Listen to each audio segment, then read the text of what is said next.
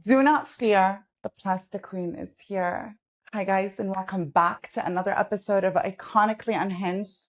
On today's episode, I have a very, very special guest, iconic person that I admire very, very much. One of the few people that basically just took a chance on me without even knowing anything and just was like, let's see where this goes. And honestly, I'm so glad. We work at Fabletics in La Jolla. If you're ever in San Diego, come say hi. But today's guest is Nehla. She's the store manager. Hi, Nehla. Hello. Thank you for doing this. Couldn't imagine my night being any better. Thank you. Thank you. Thank you. I want to nitpick your brain today. Yep. I asked you before if there's any off topics. You said no off topics. None. So let's take it from the top. You are such a force of work and like hard work, kindness, and everything. I want to start from the beginning. Okay. How was your childhood? Good. I get this question a lot. Like, how was I raised? How was this? Work ethic? No. I don't remember much. I remember having fun. I remember playing with my brothers a lot. We hated each other, but we love each other now. My parents working all the time, but also having a really great time with them. So it's hard to say because I don't remember much of it. I was born in Seattle. Okay. I lived there till I was 10 before we moved to California. I feel like my whole brain, my memory, everything kind of related to once I moved to California. That's what I start remembering. I know for a fact I hated where I lived. Why? Just nothing there. Central California, just Why nothing. Why did you want to go to California before that? My parents did. We decided to move to California because my grandparents were getting older, so it's kind of helped take care of them. They're both past now, but it was just kind of help take care of them. So we moved to Central California. Okay. Not a lot there, not a lot to do. Didn't love it, knew I wanted to get out. So just kind of winged it. Just had fun, did school, was great in school, had a lot of fun. I've always been super independent and stubborn. Okay. So 15 and a half, when I could get a job, I got a job. I was slinging burgers, making pizzas, helping people. Yeah, like worked a little mom and pop pizza joint. It was awesome. Stop. I was I actually didn't know there that. for 3 years. Yeah. It's my first job. That was my second question of what was your first job? That was it. That was crazy. Country Club Pizza and Burger. So that was my very first job. I loved it. I worked a ton at the point when my grandfather said, I'll give you $1,000 for a car. If you make $1,000, done. Here's my $1,000. So I wanted a car. I wanted to drive at 16. So I just been honestly working ever since. Worked there, worked at a department store for a good 3 months before my restaurant, Mervin's. Okay. You know what that is? I don't. It's really old. I don't know what that is. First of all, can we talk about that?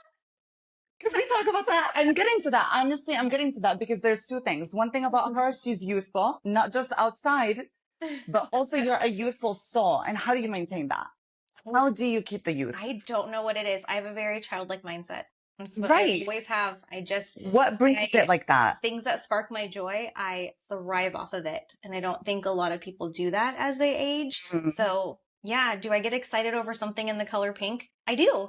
And I'm excited. Does something glittery catch my eye and make me ooh and ah? 100%. 1,000%. I'm just not going to grow out of that. And I think I'm just kind of taking aging gracefully and understanding that I can control how that aging happens as far as like my physical health. So that's what I'm doing, managing it.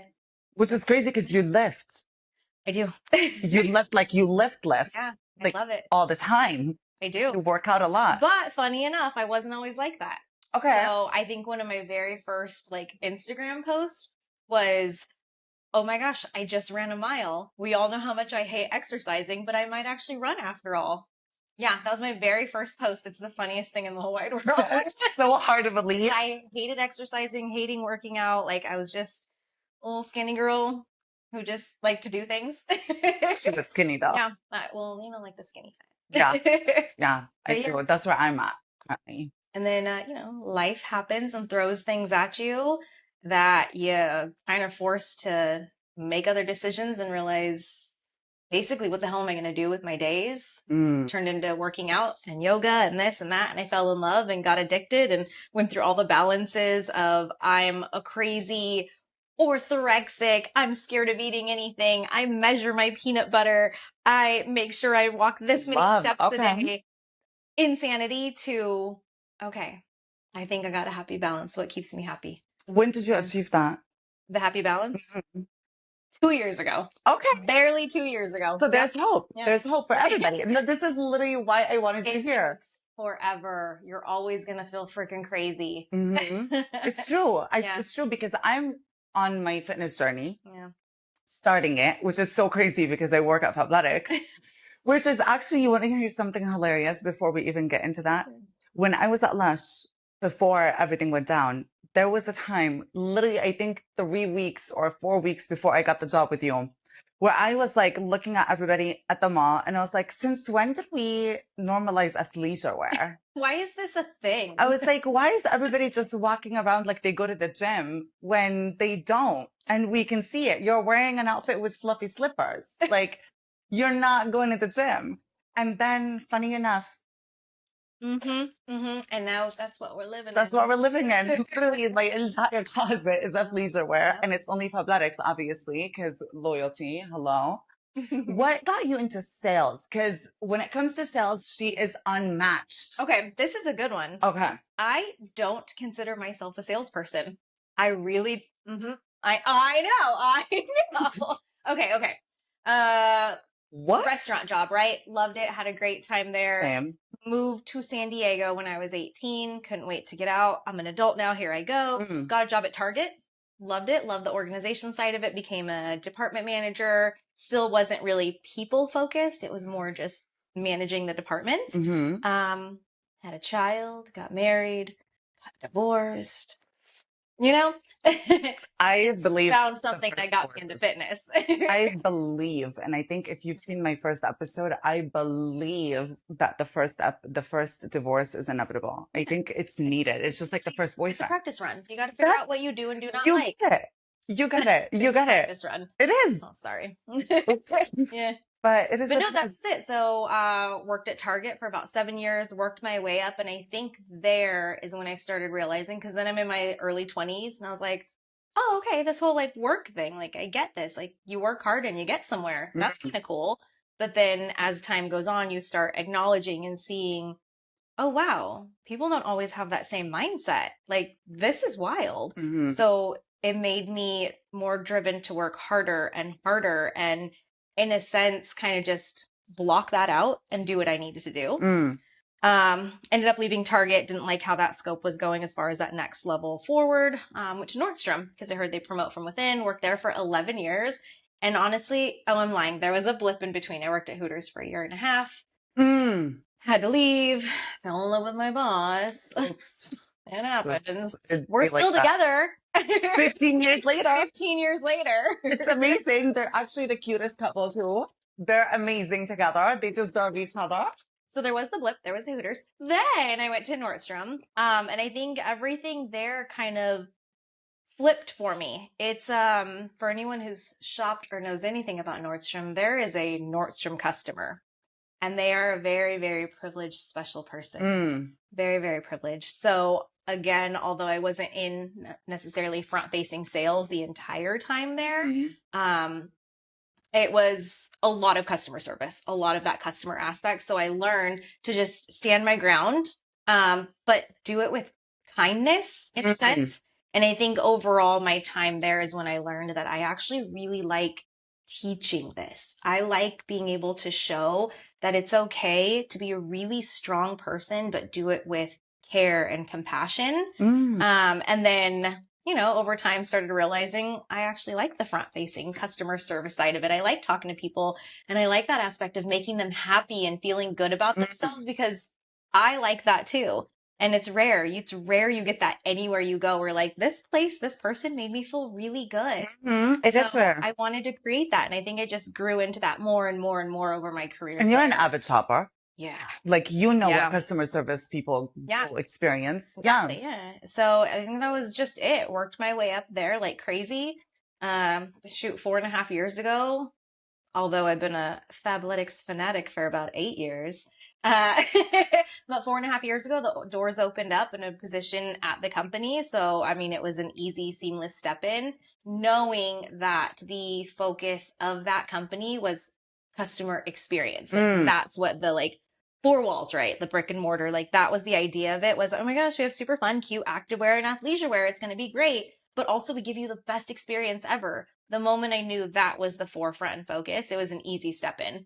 And that's what drives me more and more is I want to continue to build that. And the more I shop elsewhere and get not only the exact opposite, but way worse of that service anywhere you go, it drives me even more to create such a strong, like, customer focused experience in every way and ingrain that into, as you witnessed, some people that are really hard to grasp, like they don't get it. A lot of people don't get it. Yeah. I always say customer service, especially retail and restaurants, front of the house. Yeah.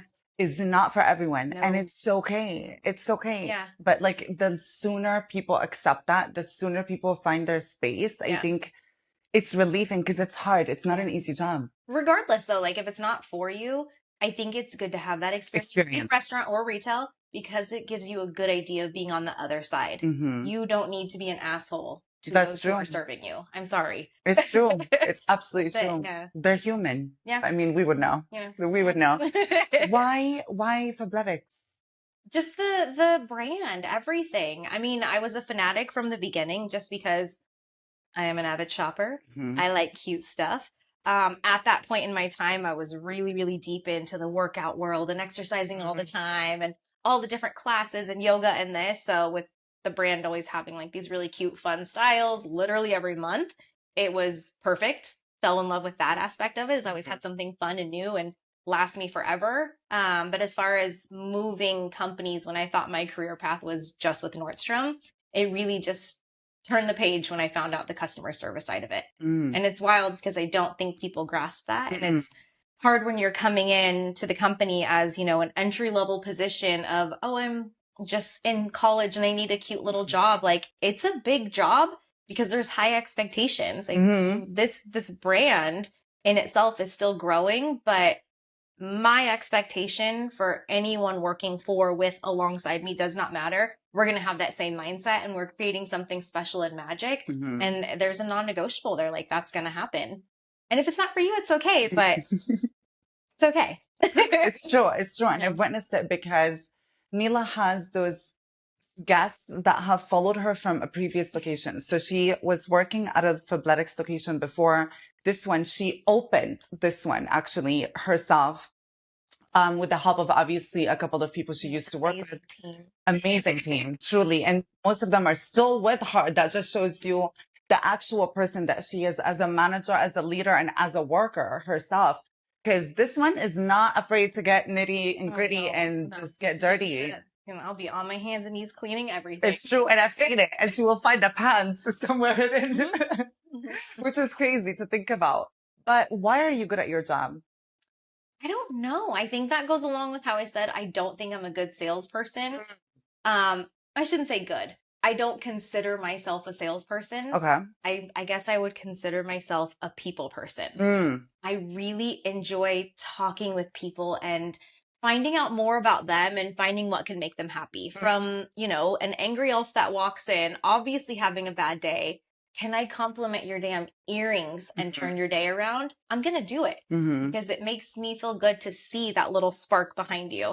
So I wouldn't say I'm a salesperson. I'm more of like a people person that helps when I'm obsessed with the product already. So it makes it easier to sell. So good reference. When I started at Nordstrom, I found it really hard to sell $400 sunglasses when I was wearing $10 ones that I throw in my back seat. That was challenging for me morally to keep pushing this. I did a great job. So apparently I am a salesperson.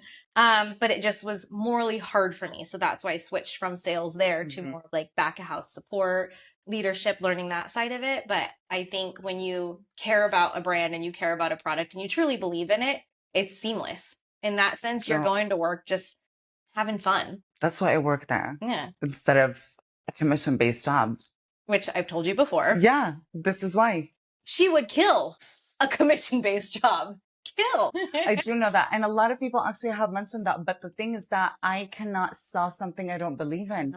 And at the end of the day, I think about it. Money is huge. Like nobody can deny the power of money. The last episode was actually about money. But nobody denies the power that money holds in this day and age, especially, right? So if I'm selling you and I'm getting a commission off of it, that means that I'm going to sell you not the $400 sunglasses. I have to sell you the $4,000 sunglasses in order for me to get the most out of Right. my job. But that doesn't mean that I'm giving you or selling you something that you would benefit from. It's something I'm benefiting from. Right. Yeah. And that's And I a don't crazy want that. mindset. Yeah, and I don't want that because I believe in karma, a huge on karma. So if I'm just pushing something down your throat that I know is not good for you, but it benefits me, it's going to turn around and it's going to bite me. You know what I mean? So I would rather sell athleisure wear that fits perfectly, that makes people feel confident and make, I don't know, however I make, you know what I mean? Whether it's minimum wage, whether it's not, better than selling my soul to make money. And is that not one of the like probably more prevalent questions that comes out of your mouth every day? How do you feel it?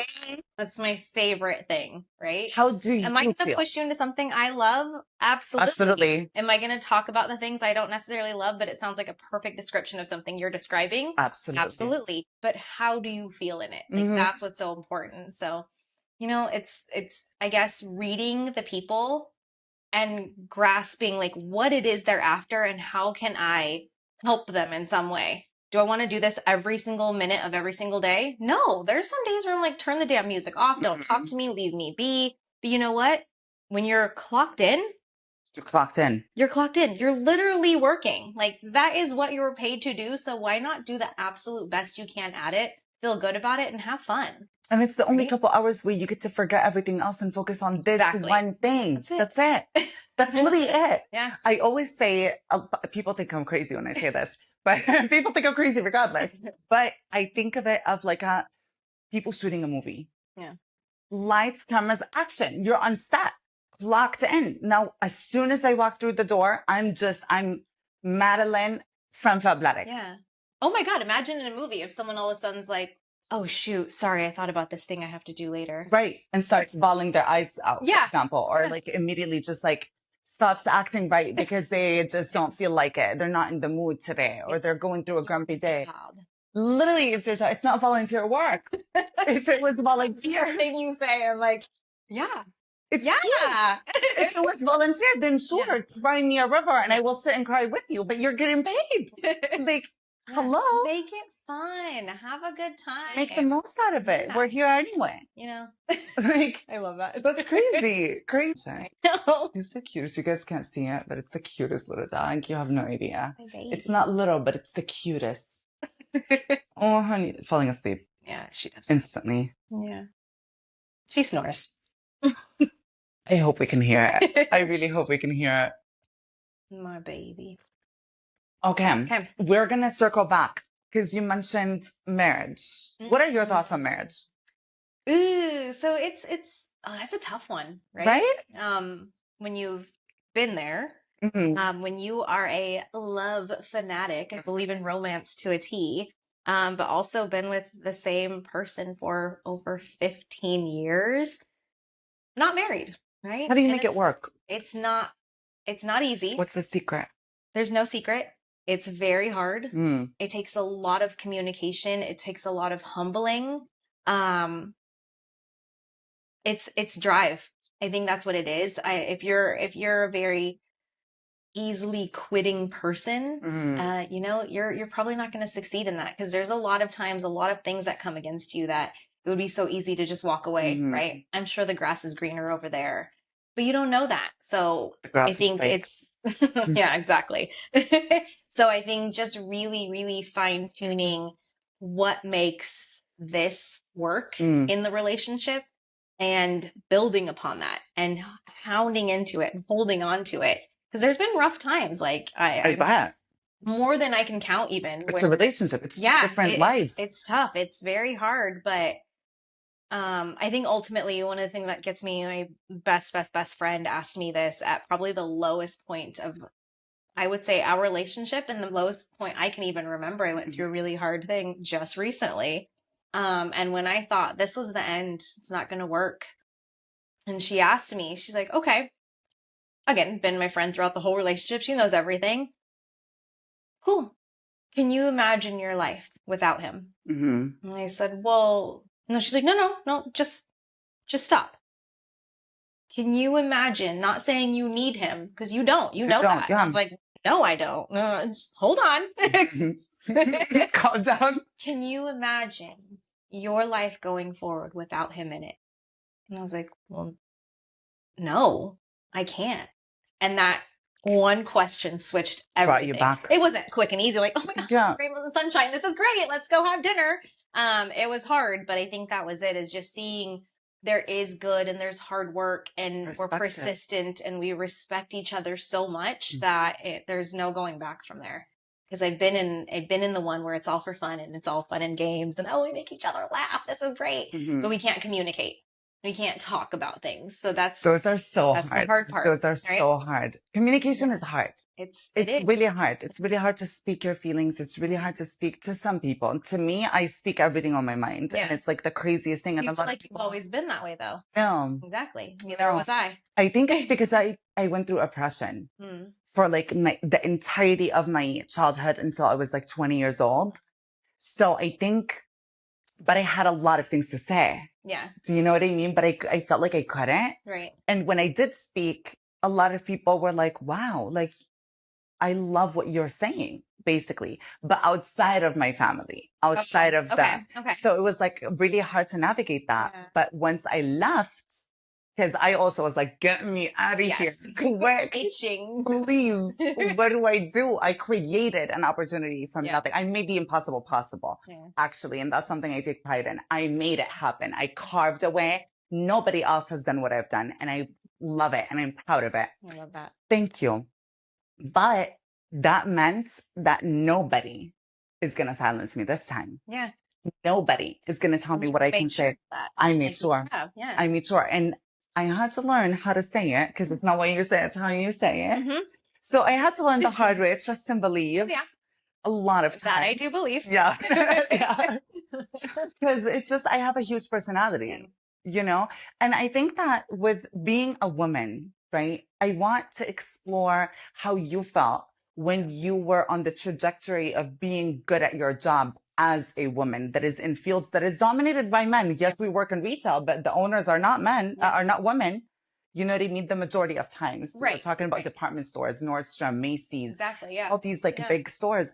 How does it feel? How did you navigate that? Did you experience any pushback? Did you experience discrimination? Not necessarily. There was occasions where I felt a little bit of pushback or maybe unspoken pushback in the sense that something I knew I was fully capable of went to this other person who had a very great male relationship with said manager a couple of times. I mean, it wasn't much, but I think I'm pretty good about knowing what my strengths are now. Like I grew into that. So through that path, it was just knowing I'm capable of this and I know it. So I'm going to take whatever path it may be. I may work over here for 2 years because this is what's necessary for me to do to get to here, which is fine. I'll do it and I will hustle.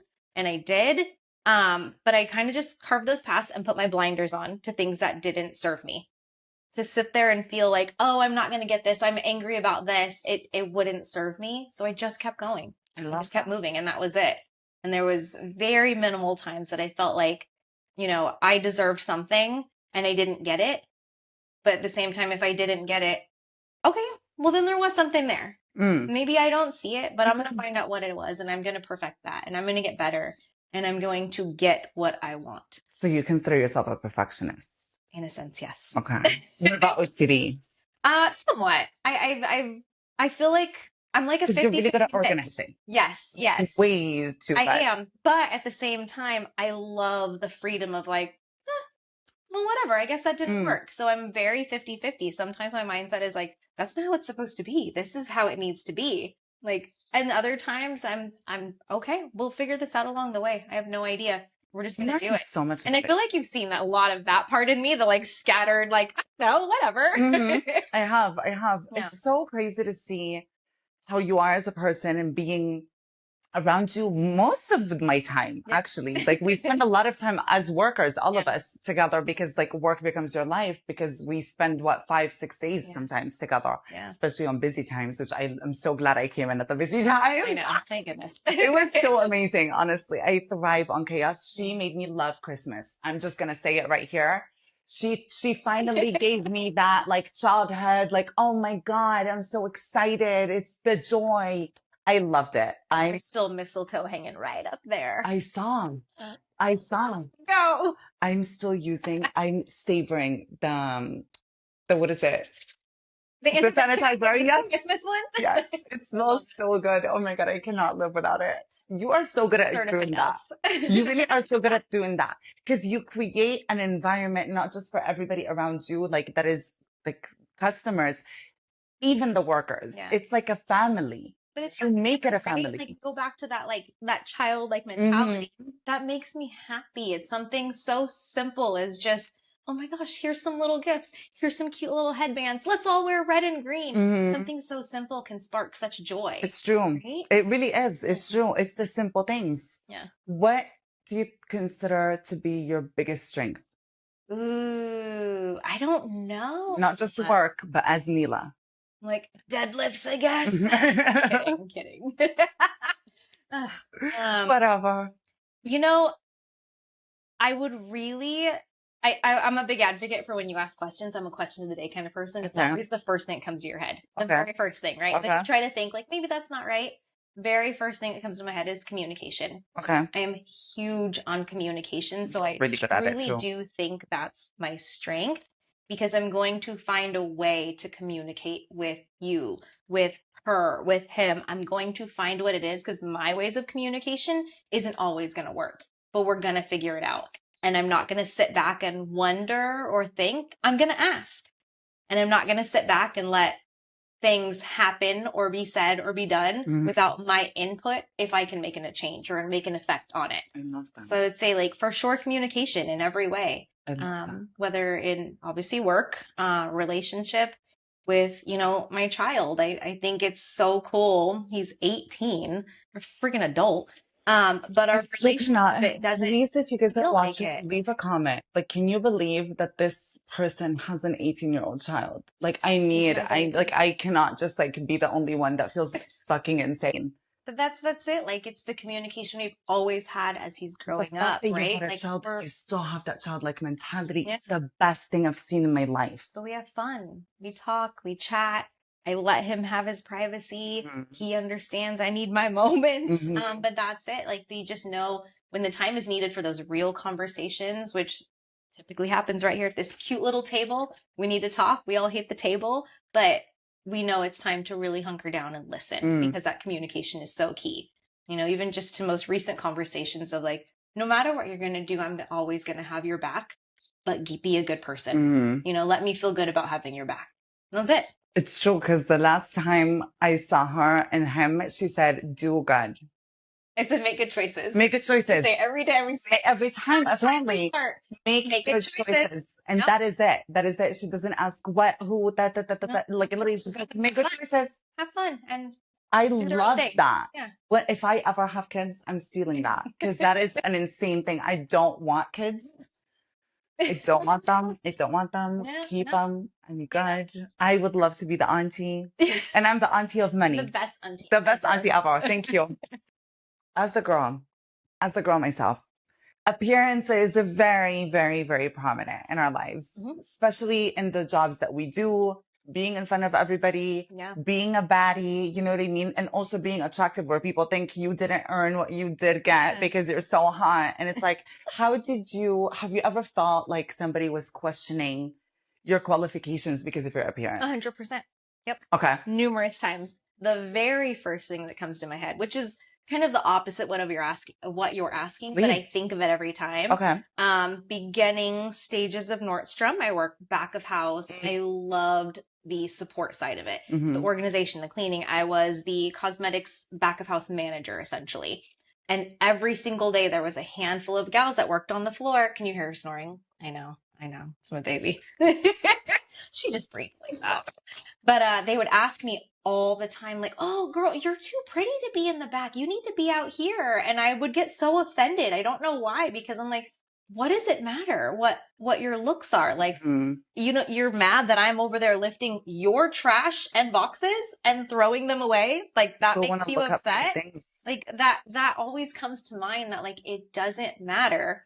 Second thing that comes to mind is maybe just a me thing, but I don't understand the concept of not trying to look your best. I'm not saying you have to go out and full on makeup every day, best hair, cosmetic surgery, do all of this. You don't have to do that all the time, but your job is typically a pretty decent chunk of your life. Mhm. Why would you not want to present yourself in a good way? It's the same aspect of, if I'm coming to work, why not give my all, right? Have fun, give your all. Isn't some of your all just looking presentable? You know, when you go to a restaurant and you see the waitresses walking around with this nasty ass like buns all like just hanging everywhere and their shirts all sloppy. I'm like, that's all, right? You don't, It drives enough me said. insane. So It drives me that's that. insane because I used to work in the service industry and I used to party like nobody's business back then too. I was what, But you 21, still 22. wipe But off, let's go, stamp on the hand. the way I would go, You rally. looking gorgeous, full beat. The beat, even if my hair is not clean, the bun is You slick. can't tell. Okay, the bun is slick. She's looking gorgeous. Yeah. She smells good. You will never see her outfit looking sloppy. Yeah. That's for sure. She's never coming in a dirty shirt. Because no matter where you are presenting you It's as you. That's it, right? It's you. And how can you be comfortable not looking your best, being presented Exactly. at all times? Yeah. In my opinion. I don't even want to go to Trader Joe's across the street if I don't have mascara on. Same. I'm okay everything else. My hair is disgusting. I'm in a sweatshirt. Same. But let me put some mascara on because it changes it, right? Everybody has something. Mine's mascara. Mine is like a good gloss and a good blush. Girl, I'm going to put fake lashes on before you get here, okay? She did. I was like, I'll be there in 30 minutes. Good. I got time for lashes. That's my thing. Everyone's got a thing. Mine is lashes. Yeah. Mine is always blush. Yep. And a good gloss. I love that. Mm-hmm. There you go. But I guess to answer the real question, do I feel like, yes, whether being a woman or, a woman with looks and personality has, I guess, deterred me in some way? Not me personally, but I've felt it and I've heard it and I've seen it. But it's one of those things of putting the blinders on, like, oh, she's only getting that because they think she's so hot. Like, that's the only reason they're letting her. And then they see you work. I'm like, oh, okay, well, I'm still doing it, aren't I? Right? And I'm working hard. And maybe that's what pushed me to work even harder as I go is, proving myself. And I don't know that I'm necessarily trying to prove someone wrong, but I want to prove to myself that I'm capable of giving my absolute fucking all to everything. I love that. And that's it. And you do. I do. I try. I do. I do see it all the time is that you really pour your heart, your soul, and everything into everything you do. Because it, again, represents who you are. Right. It's a representation. Yeah. Which is so crazy to think about. People don't care. I don't know how people think. I really don't. How did you navigate? Because you have a child, as we mentioned. How did you gain your body back? Oh. How did that feel? Did it mess up with your psyche? Yes, in numerous ways. So I've always been slightly thin, very, very under-exercised, we'll say. Never worked out. Had my child. Cool. Awesome. Great. I was always pretty happy with my body. Didn't really think much of it. Breastfed, nursed for a good year and a half. Immediately after, obviously you're still in postpartum, whatever feelings those are for a while. After I stopped breastfeeding, I lost everything. Like, I still blame him to this day. Like, I had just nothing. Nipples, right? Me, I'm 24, 25 at the time. I can't be like this. I'm in my 20s. Wayne got implants. And, loved them. 13 years, 10 surgeries within the 13 years because my body did not love said implants. I loved 10. The explant was the 10th. So, wow. Right? Like, there's things. It's in your head. It's a womanly thing. Like, you're always going to have this insecurity no matter what. You're always going to need to feel feminine. And that's what I did is I just went and did that and lived it up. I mean, they paid for themselves, please believe. Trust. They paid for themselves. I felt that. But woo! Yeah, I do. But 13 years later, we lost it and I went through a whole nother kind of like mindset, right? Like I had that, oh, I'm a mom. This is great. It's pretty decent about getting back into shape. It was more so just the like feminine feeling I felt like I lost. Got it back. Now I'm good. Cool. Go through a divorce. That's kind of rough. Find fitness as an outlet. turned into a really toxic outlet because I went a little crazy with it because I am a little bit of a perfectionist. Found that happy balance. And then as I was finding that happy balance, realized in my life it was a time to remove these. Turned a whole new page in my head of like, do I still feel feminine? Like, am I still good enough? Am I still, going to be attractive to this man at this point I've been with for 13 years, 12 years at the time. So that was a really, really challenging time too, is being able to navigate, like, I'm making this decision because I know it's physically right for my body, but emotionally, am I going to be okay? And I am. You are. I am. And it took waves and times to get there, but and I you have a feel body great. I would kill somebody for. Like, it's true. It's my inspiration at the gym now. It's consistency. It's work. That's what it is. And I found that because even in times where, falling off, it's like, I don't have it in me. You bounce right back because you built this consistency in your body, and you built this consistency of like eventually craving that feeling of like doing something good, even if it's just taking a damn walk. I agree. I agree because even when I started, I forced myself for 1 week. That's it. That was the forcing of it all, where I felt like, oh, I don't want to. I'll just do it tomorrow. And then I was like, just go. I said it. And I'm doing it. sometimes, I'm not even joking. Sometimes it's just showing up. Yeah. You just show up, go on the treadmill for 10 minutes. I'm here. Changed my life. I did it. And I went home and I was like, now I did it. That means that I can do it. Yeah. Yeah. And it's just I can. continues. Now I'm with a personal trainer. Like, it's like, love that. You know what I mean? It's me like that. I love her. I love her. The mindset though, right? It's not about finding time. It's about making time, right?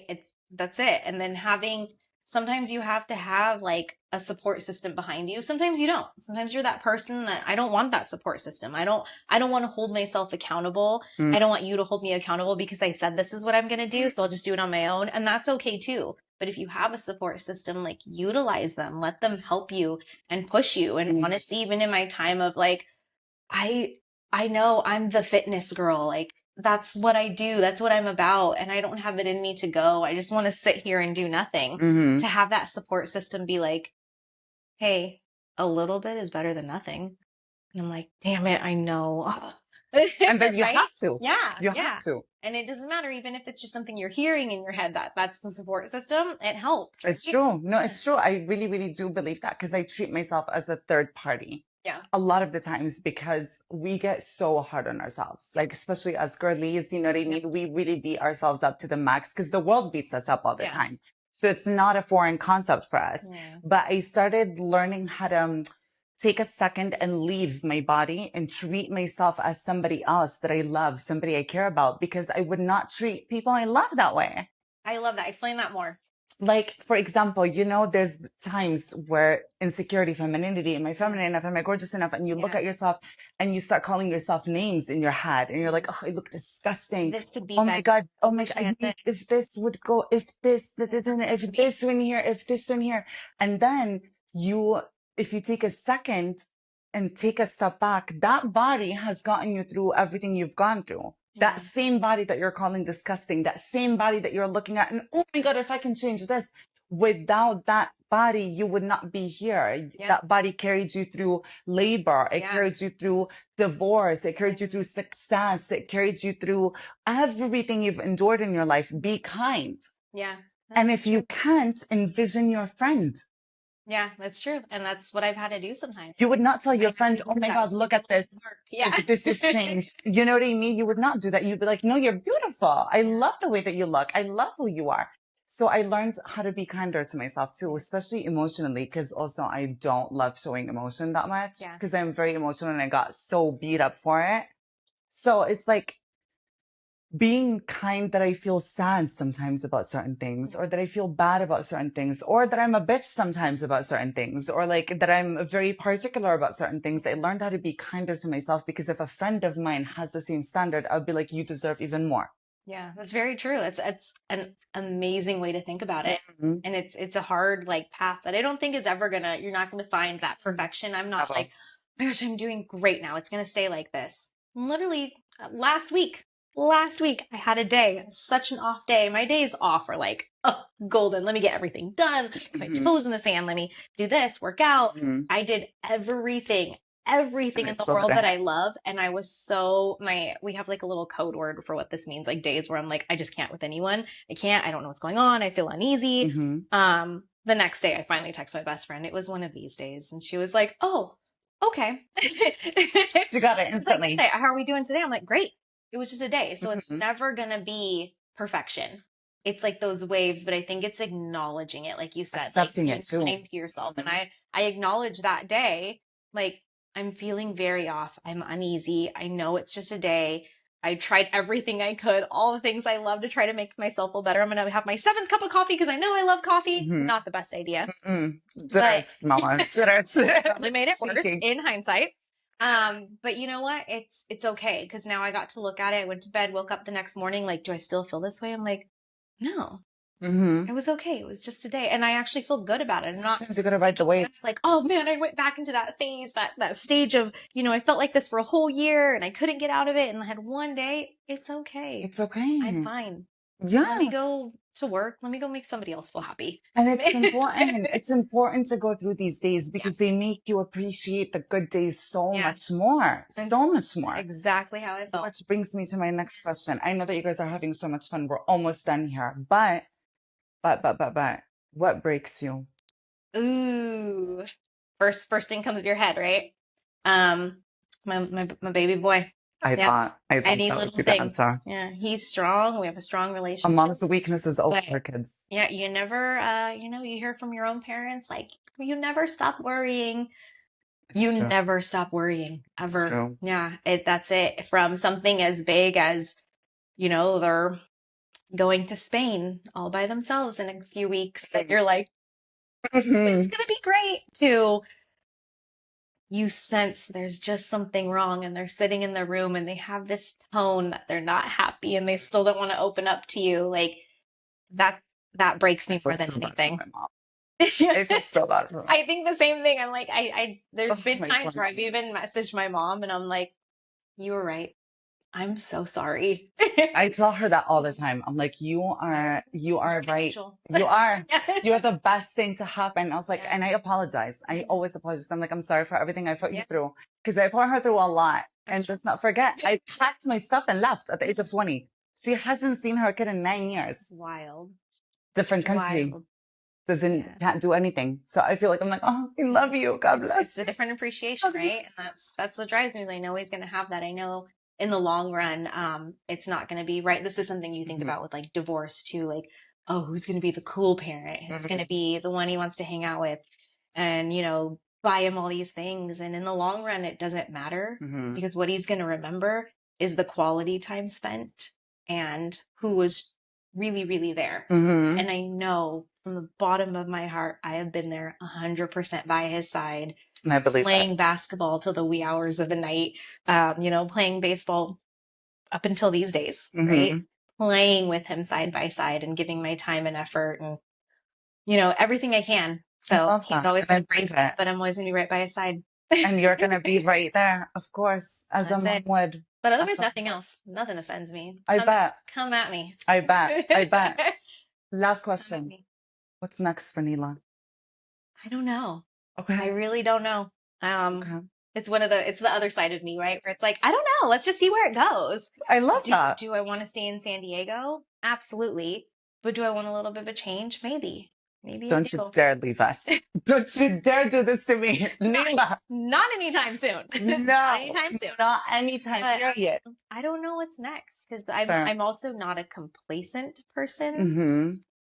Always got to be kind of like striving for more. As long as I'm having fun and doing a great job at what I'm doing, obviously I feel good, but I'm always striving for more. So I think the biggest thing now is I want to maintain the like stronger emotional side that I've been able to build within myself and help build that into other people, especially like I think we've talked about before, like this generation that's just all the time. It's okay.